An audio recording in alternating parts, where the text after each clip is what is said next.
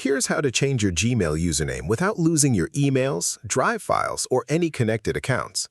Google has officially rolled out a feature that lets you change the part of your address before the @gmail.com without deleting anything. Your emails stay, your Google Drive stays, your entire account stays intact. You just get a new address on top of it. First, check if your account has the feature. Open Gmail, tap your profile icon, and go to Manage your Google account, then Personal Info. Scroll down to Email. If there is a clickable arrow next to Google Account Email, you have access. If not, check back in a few days. Google is rolling it out in stages. Before proceeding, choose your new address carefully. Google locks it for 12 full months after you change it. You cannot make another change during that period. Also note, this only works for personal Gmail accounts ending in gmail.com, not Google Workspace accounts managed by a company or school.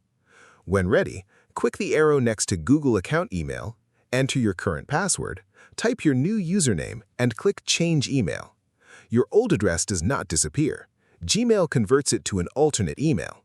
Both addresses deliver to the same inbox, and your old address still works for every app and service linked to it. If this helped you out, hit that subscribe button for more straight-to-the-point tutorials